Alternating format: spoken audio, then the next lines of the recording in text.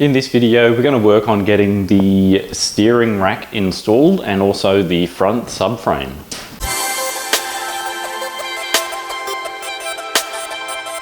So with this steering rack, the way that gets installed, there is a special bracket just on the front of the car, on the toe board where that gets installed. You have these U-shaped brackets, which, I'll just get this the right way round. The way it's facing me, driver's side is this side. The way that goes on, this bracket sort of slides onto there. Then you have this piece, and that sits between the steering rack and the body of the vehicle. So that goes on sort of like that. Alright, so then that will slide into the body of the car. Then I've got some washers and some nylock locking nuts to hold that in place. Alright, so this steering rack isn't particularly heavy. The reason why I've got these axle stands here, it's only just to make things a bit easier for me, especially because I'm filming it. And it will help get it into the right spot. Alright, so first thing that we need to put on there is a foam washer, which prevents moisture getting into the main cabin. So I'll go and find that now. I think I'm just going to make my own out of a piece of adhesive sponge.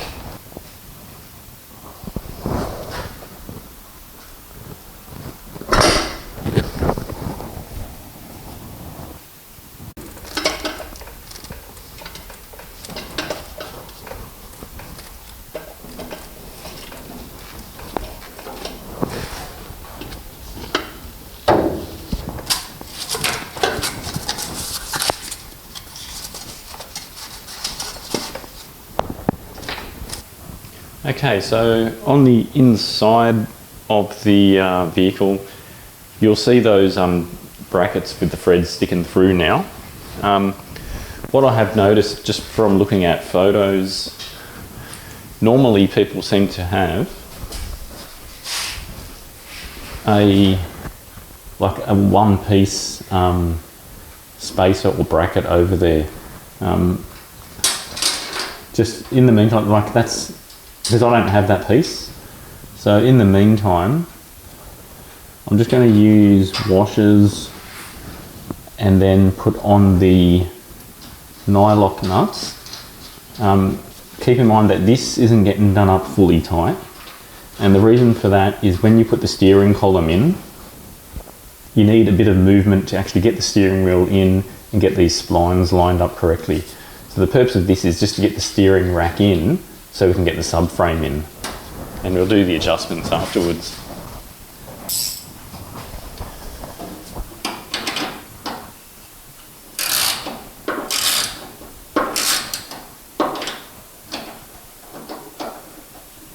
Alright, the last thing on this part here for now is just to install a grommet in this side here. On this steering rack, unlike the modern Rover Minis and the more recent steering racks, there's no bolt here to undo to check the oil level. So that rubber grommet can just sit in there like that. Alright, so we're at the stage where we need to decide the best way to get the engine into the Moke. So there's a couple of options. One, we can install the subframe and then put the engine in from the top. The other option is to put the engine into the subframe and then install the whole unit as one unit and lift it upwards. Okay, so I've got the engine hoist set up ready to use. Now there's some things that we need to take into consideration here. Like with most engine hoists, they are limited to the size that the legs spread apart, and the actual subframe unit can only slide in so far. You'll notice that the tie bars are in the way. If they're removed, it can move in slightly more, but I may not need to do that, so I'm not going to go to the effort of taking them off unless I need to. But sort of where it sits, the actual chain, it's close to the centre line of the engine, where you can see those engine mounts. So it should not be an issue. But if it is, we can always move it forward a bit more. So what we need to do first is get the engine up onto the hoist, and then how the subframe is now, that will be, we'll slide that in underneath. All right, so what I've done so far, I've just taken off the rocker cover off this motor. Now on the two studs which hold the rocker cover on, that's where I'm connecting the brackets to connect to the engine hoist. So the way that works is you just put the bracket on there, and then I'm using a thick washer. That's one of these washers which is used to hold the manifold on. So the washer goes on, and then a nut, and then that will secure these two brackets to allow me to hoist up the engine. Alright, so what I've got on the actual top there, I've just used some shackles. These are rated to 1 tonne, each of them are 1 tonne. So that on its own can support everything. It's overrated. The other thing I'm going to do, I'm going to add some extra straps on there just as a safety measure, just in case any of that breaks. I don't want the engine to drop to the ground.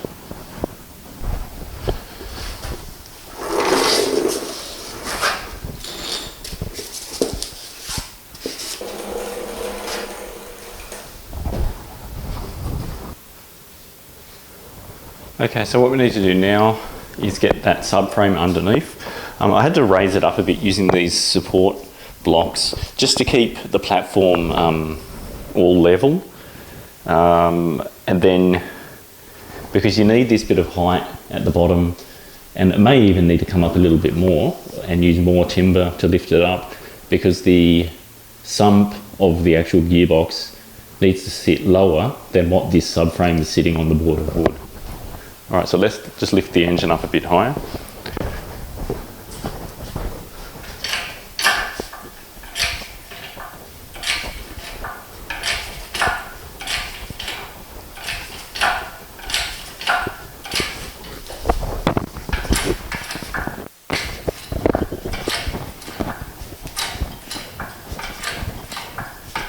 Okay, and then slide this in and then just see how we go.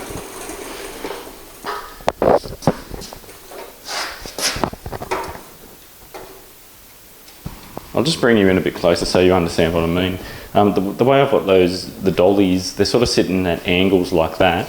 The reason for that is that if they are too close together, then all of the weight is at the edge of the dolly and not in the centre at the back. And you also need this space here clear for the differential to sit.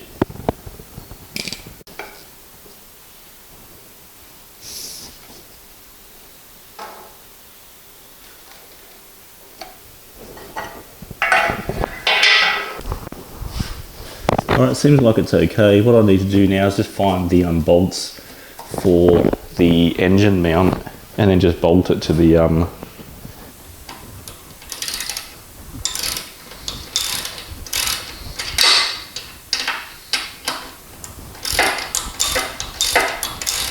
Alright, so I've got the engine mount brackets all bolted in now. The next issue is I've just put the brake line in there. What actually has to happen is the hoses that lead from here to the actual wheel hub, they need to be ideally installed on the wheel hub first and then tightened into here. This side isn't an issue because when you are working inside the engine bay, if the engine's installed, you can get to that part easily. But on the other side, it's going to be fiddly to get to the nut under here because the radiator shroud's in the way. So in order to get the brake lines in, we need to have the wheel assembly, hub assembly installed. And then in order to get that done, I need to install the drive shaft. So I think I'll just go ahead and get that all done as in one go. Okay, so the next thing we need to do is install these brake hoses into the actual piston caliper.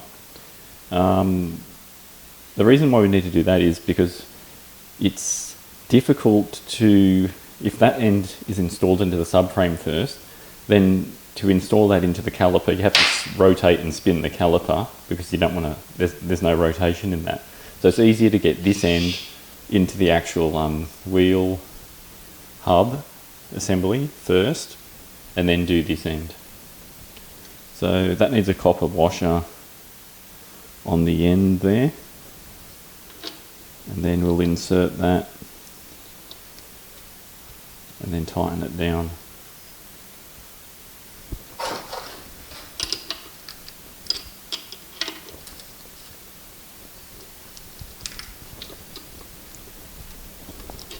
Okay, and I'll just repeat the same for the other one. Okay, so let's get started on the drive shafts. So in the Mini, because the way the differential is, it's not exactly centered, the drive shafts are different lengths. So the longer one goes on the right hand side of the car. That's the side I'm going to do first. So the first thing we need to do is actually get the rubber boots on. These particular ones, they come with some CV joint grease, but I've got quite a few tubes of this stuff here. I think it might be better than this stuff here.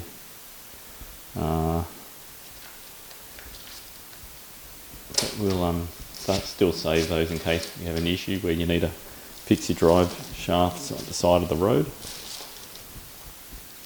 Okay, so this boot is the one that will go on this end here.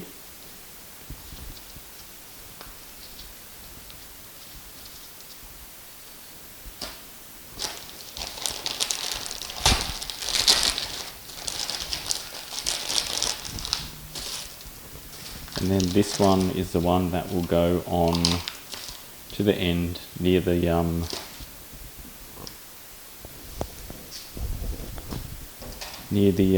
hub. I'll just move all those packets of grease and cable ties out of the way. Okay, so how do you get them on? So obviously we're going to thread them on this end here, and we'll put the bearings in that as well. So we want to get this one on first.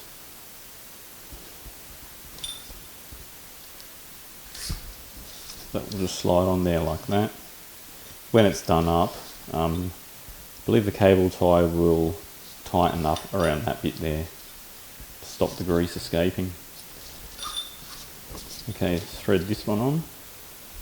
This one, the hole is a bit smaller than all of this piece here. I don't want to take that ring there off. We'll just use a bit of care to try and get it on.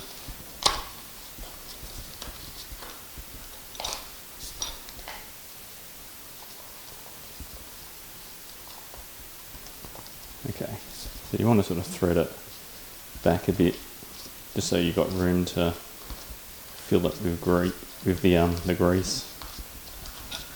Okay, so we'll do this end first because it will stay together. Because this end gets inserted into the pot joint, which obviously is onto the engine. Pot joint has to be in there, otherwise the oil will just leak out. The bearings are for this end here. The actual, this piece here comes with the actual bearings in there already. We just need to fill that up with CV joint grease and plug it on.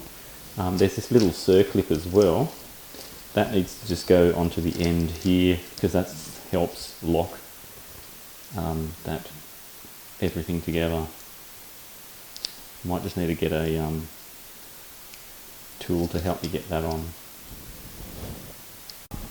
Alright, that little circlip sort of just slid on easily with the screwdriver.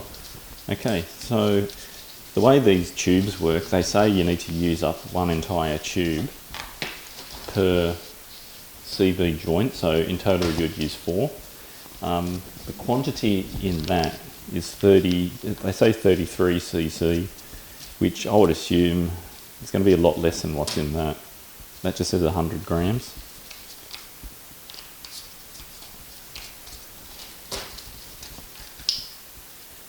neither of them have been opened. But we'll see how we go. All right, so we want to fill up just inside here first of all.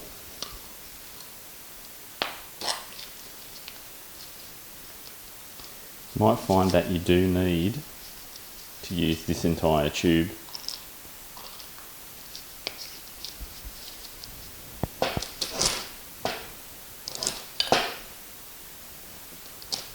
And squirt it into the bearings.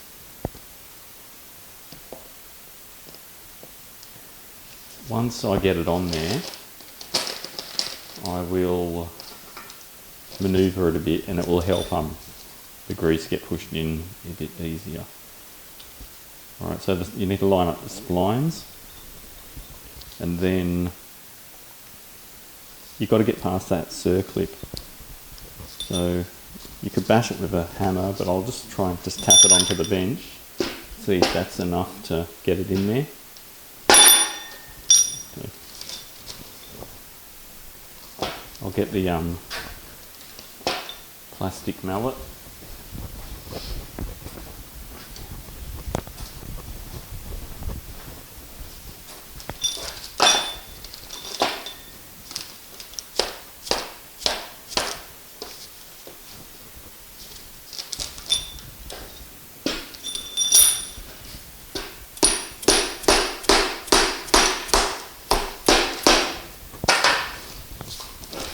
Okay, so that seems like it's gone in there nicely, and pushing it in, it's actually forced a lot of the grease through there.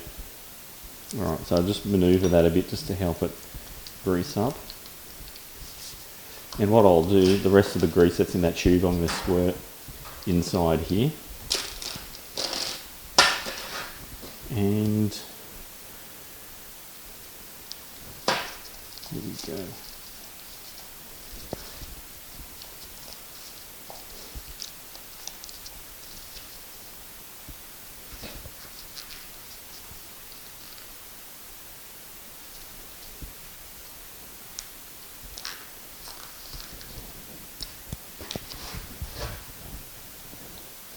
When the boot gets pushed on, it's going to move it all towards that end anyway. Okay.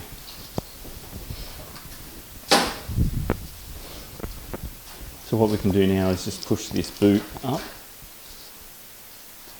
and then it will be ready to put the cable ties on.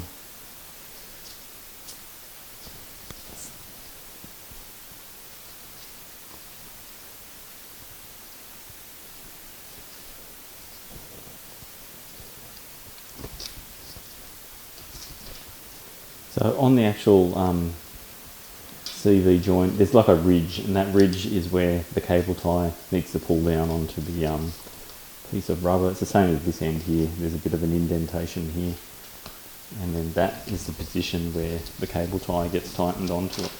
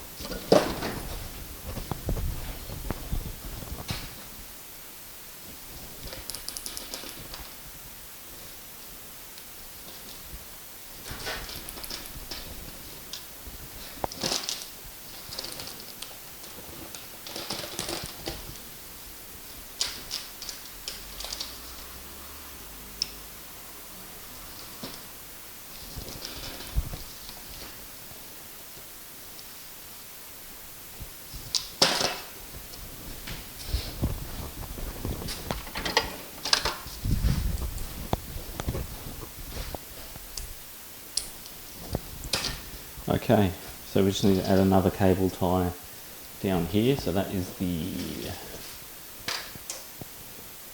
next one.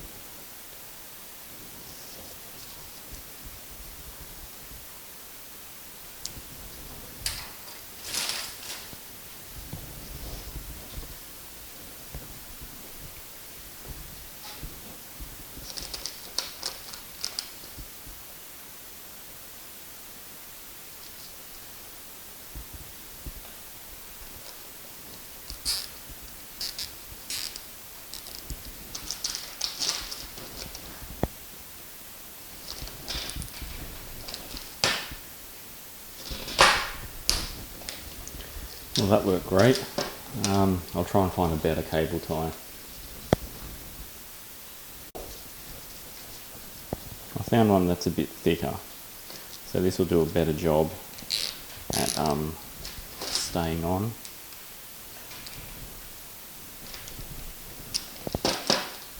Alright.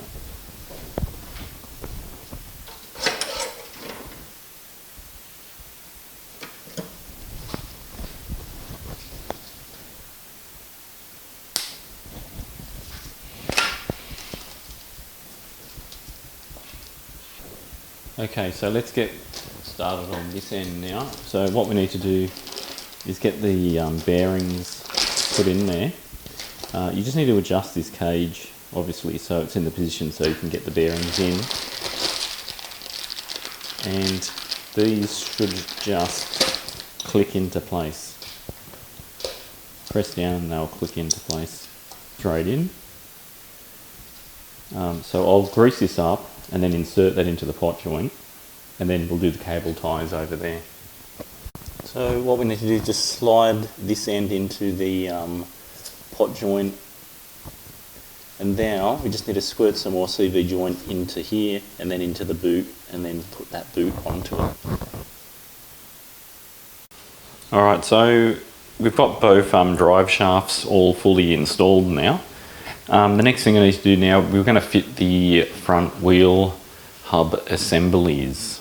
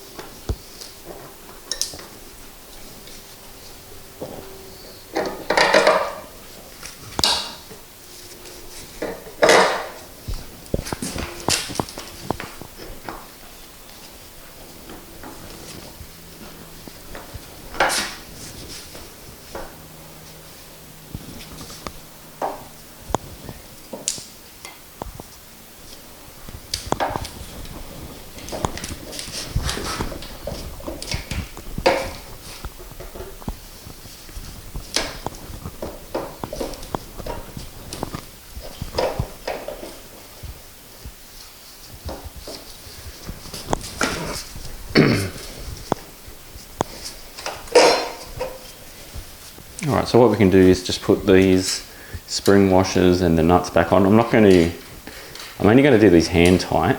It's just so things don't fall apart. They obviously need to be torqued up to the correct spec, but that will happen a bit later on. Alright, the other thing we need to do is put the hub nut on here. The hub nut also needs to be torqued down as well. Okay, so we've got both wheel hub assemblies on now. Just before I do the brake line, I want to fit the speedo cable.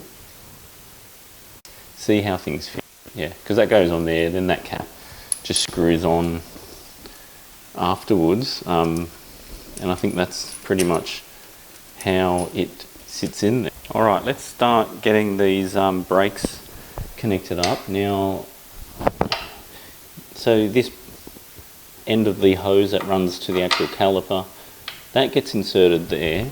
Then you have this star shaped washer which helps lock things together. So the shorter ones are used on here, and the reason for that, because if you put the big nut on, you can't tighten that down into the center because the outside of that will be in the way. So now in this case here, that's a normal fitting, so there's no copper washer. All we're doing here is securing that brake pipe to the actual body. And I tried to look on the Mini, but obviously it's really difficult because you can't see this unless you go underneath the car, and I might do that just to double check to see what I use there. But that I need to hold a spanner underneath there and then just tighten that up. And then once that's tightened, I'll be able to get this pipe.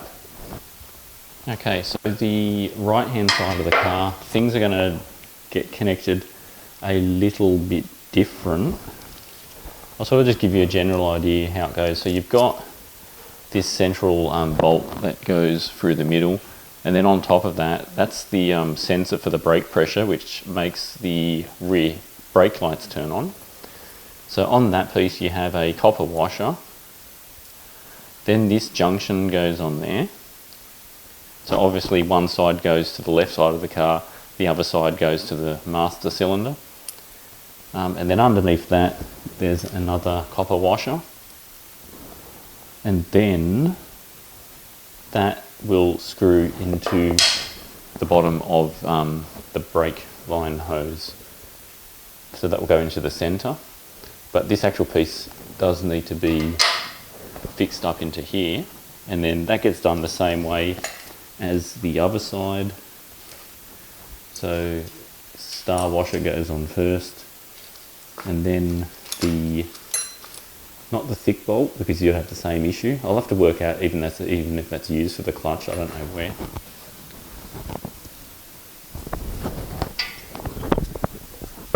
Alright, so I'll put this on first.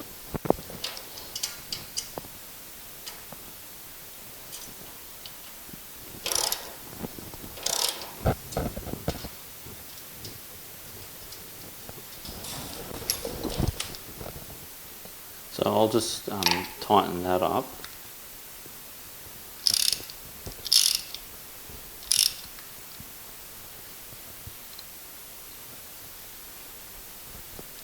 Okay. Alright, so the larger copper washer has to go on there first.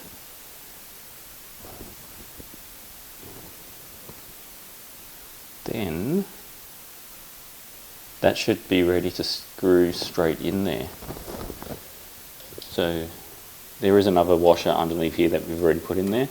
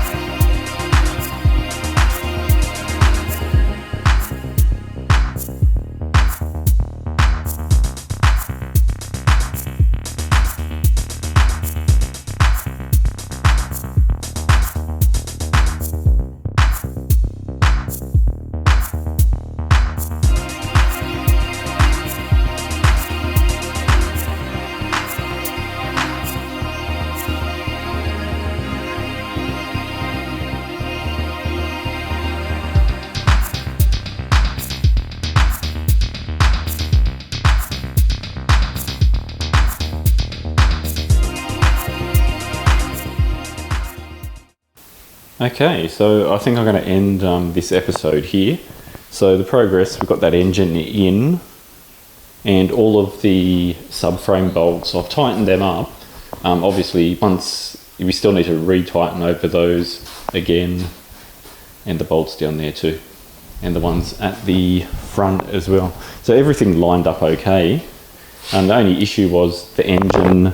It's not really an issue, but because there's no upper engine mounting, I've just popped a bit of wood in there for now, because otherwise it'll just rock backwards, and then we don't want it to damage the rubbers on the support, the subframe mounts.